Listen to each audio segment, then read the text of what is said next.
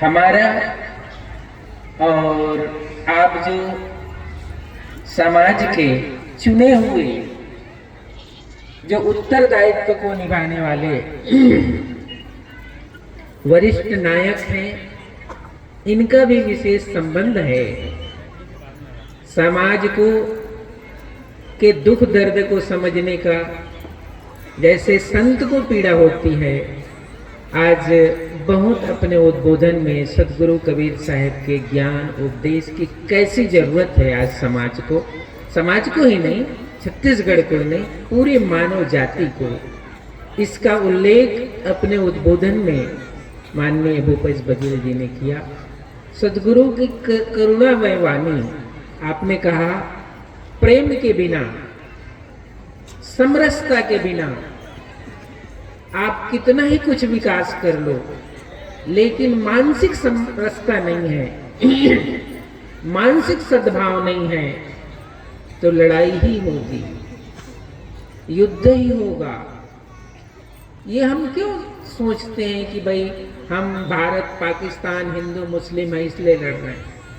अरे अनेक मुस्लिम देश आपस में ही लड़ रहे हैं, उसमें कौन हिंदू मुसलमान, वो तो आपस में लड़ रहे हैं। इसका मतलब है कि मनुष्य के अंदर समरसता नहीं है, दूसरे को सम्मान और आदर देने का भाव नहीं है, करुणा नहीं है।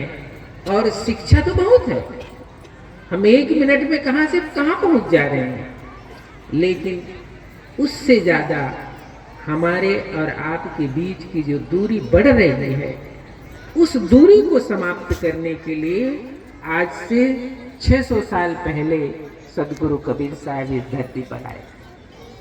और उस समय उस काल में आज से ज्यादा,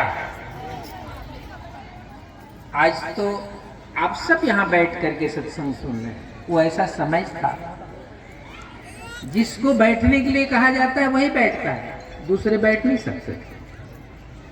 और सदगुरु कबीर साहब की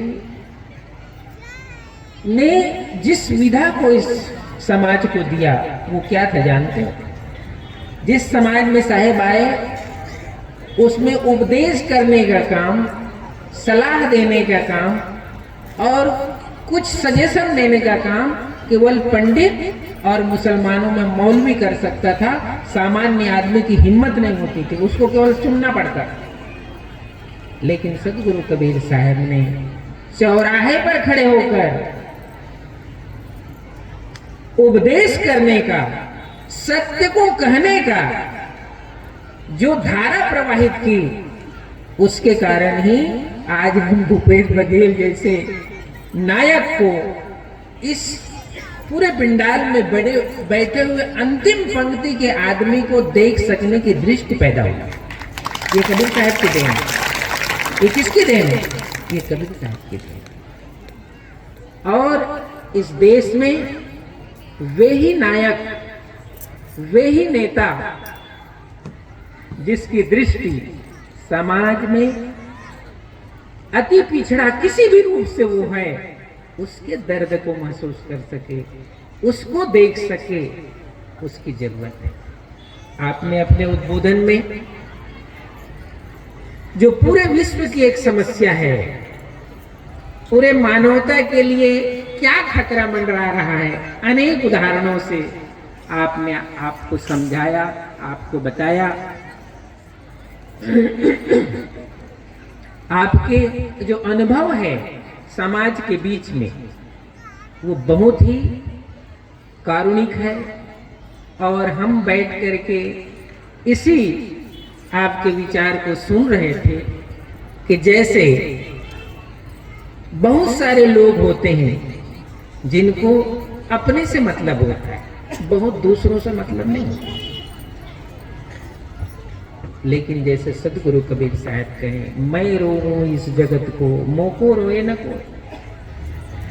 ऐसे कोई हमारे समाज के बीच हमारे दुख और दर्द को समझने वाला जब आगे आता है तो उसका लाभ समाज के हर वर्ग को मिलता है। तो ये छवि हमने माननीय भूपेश बघेल जी ने इस छवि का यहाँ दर्शन किया। आप इस धाम पर आए, सदगुरु कबीर साहब की जो वाणी वचन उपदेश है, आपने कहा छत्तीसगढ़ की भूमि में सबसे ज्यादा कबीर साहब के मानने वाले लोग हैं, लेकिन उन्होंने एक और संकेत दिया, यही कबीरपंथी लोग पत्ती पानी चढ़ाने जा रहे हैं और वो पता नहीं क्या पत्री निकालने जा रहे हैं, बेल पत्ती करने जा रहे हैं। कबीर साहब ने इस मानसिकता से आपको बहुत ऊंचा जाने के लिए कहा, बहुत ऊंचा।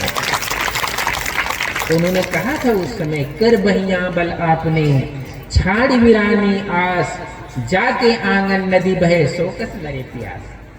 तुम्हारे आंगन में नदी बहे, तुम पुरुषार्थ करो, संयम और साधन से रहो। ये मनुष्य जो जीवन मिला है, मनुष्य शरीर मिला है, हमारे यहाँ इस शास्त्रों में लिखा है, जीवेम सरदा सकम, मैं 100 साल तक जीवन की यात्रा कर सकूं, ऐसे संकल्प और भावना ही नहीं, उसके साथ आहार विहार रहन सहन का संकल्प होना चाहिए, तभी तो आप यात्रा कर सकते हो। आप शराब पियोगे, नई उम्र के लोगों आप नशा करोगे, तो ये तो 45 साल बाद तुम्हारा अस्थि पिंजर ढीला हो जाएगा। कहाँ 100 साल की बात कर रहे हो? तो ये दुख दर्द आपके स्पीच में हमने देखा, तो हम मंगल कामना करते हैं पूरे समाज की ओर से आए हुए भक्त प्रेमी जिज्ञासु और लिमतरा की पावन धरा से आपकी ये सोच, आपका ये दृष्टिकोण भविष्य में इस जनता को फिर से लाभ पहुंचाने के लिए आप उस सीट पर जरूर आए, जिसके द्वारा आपकी जो भावना है वो क्रियान्वित हो सके, इनको लाभ मिल सके। तो बहुत बहुत धन्यवाद, आप हमारे इस प्रोग्राम में आए और अपना समझकर आपने अपना कीमती समय निकाला, आपके साथ आए। आपके पार्टी के सभी सदस्य महोदय, देवियां और सभी के लिए खूब खूब आशीर्वाद।